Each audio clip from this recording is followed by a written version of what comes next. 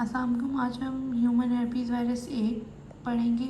ये कापोसी सार्कोमा करवाता है इन पेशेंट एसोसिएटेड विद एड्स। जिनको एड्स हुआ होता है ना, या HIV हुआ होता है, उनमें ये कैप्सोई सार्कोमा का मेन कॉज कौन सा है?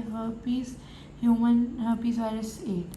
तो ये जो है वही main common cause of cancer in people infected with ads.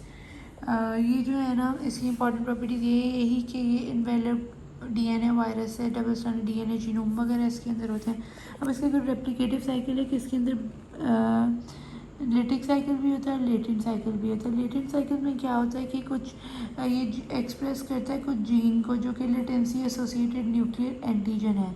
वो क्या करती है, वो सप्रेस कर देती है P53 को। P53 क्योंकि ट्यूमर सप्रेसर जीन है, तो अगर ये P53 होगा तो ट्यूमर नहीं होगा। जब इसको इनहिबिट कर देती है तो ट्यूमर होना शुरू हो जाएगा। मतलब कि वो एक्सीडेंटल सेल डेथ जो हो रही होती है, क्योंकि वो यूज़ नहीं होते सेल में, तो वो उसको भी कम करेगी, वो सेल डेथ नहीं होगी। और अनकंट्रोल्ड सेल की प्रोलिफरेशन ग्रोथ, अनकंट्रोल्ड सेल की ग्रोथ होती जाएगी।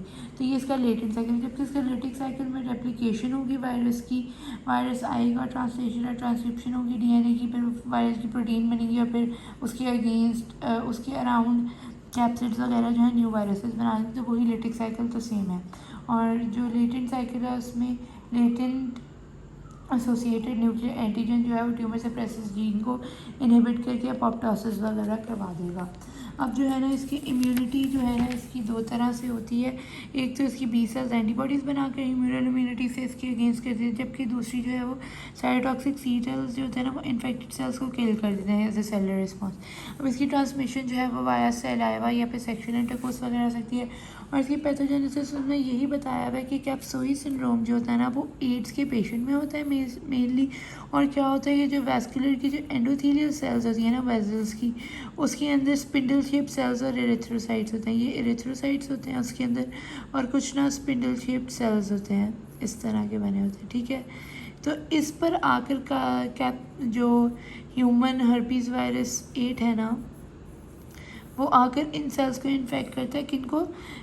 जो वैस्कुलर एंडोथेलियल सेल्स जिसके अंदर स्पिंडल सेल्स है, उनको इन्फेक्ट करता है। और फिर वो क्या करता है, वो एक्टिवेट जीन एक्सप्रेस करेंगे लाना, जो कि हमने पढ़ी थी, लेटेंसी एसोसिएटेड न्यूक्लियर एंटीजन। ठीक है, वो एक्टिवेट करेगा P53 ट्यूमर सप्रेसर जीन को, जिसकी वजह से अपोप्टोसिस वगैरह और ट्रांसफॉर्मेशन और सेल ग्रोथ होती जाएगी। और फिर वही है कि एसिम्प्टोमेटिक हो सकता है, और इन्फेक्शन जिसकी कैप्सुई सिंड्रोम जो है वो मोस्टली इम्यूनो कॉम्प्रोमाइज में होता है। अब इसकी कुछ क्लिनिकल फाइंडिंग्स हैं, तो उसमें मोस्टली इम्यूनो कॉम्प्रोमाइज पर्सन में होता है। ये क्या करता है, ये एंडोथेलियल सेल जो है ना, वहाँ नियोप्लाज्म करवाते हैं। मतलब एंडोथेलियल सेल्स जो होती है ना, उनकी नियोप्लाज्म के वहाँ लेजन्स करवा देते हैं। Red to purple, dark, flat to nodular appearance होती है स्किन में, ओरल कैविटी में, माउथ वगैरह में, सोल्स में, फीट में। फिर वहाँ से वो GIT ट्रैक्ट में भी चलती है, जहाँ पे डायरिया, नोजिया, वॉमिटिंग वगैरह, और लंग्स में shortness of breath, cough, haemoptysis वगैरह हो सकती है। लैब डायग्नोसिस में इसको हम biopsy of the skin lesion, जहाँ पे भी लेजन होती है उसकी बायोप्सी लेकर देख सकते हैं, और इसमें क्या होगा, उसके DNA RNA में स्पिंडल शेप्ड सेल्स डिटेक्ट होंगे। फिर हम PCR से देख सकते हैं। इसके ट्रीटमेंट में हम जो सर्जिकल एक्सिजन कर सकते हैं लेजन्स की, रेडिएशन थेरेपी कर सकते हैं, सिस्टमिक कीमोथेरेपी कर सकते हैं, antiviral drug, anti retroviral drugs और एंटी हर्पीस ड्रग्स दे सकते हैं।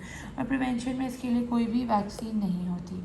That's all for Kaposi sarcoma herpes virus 8।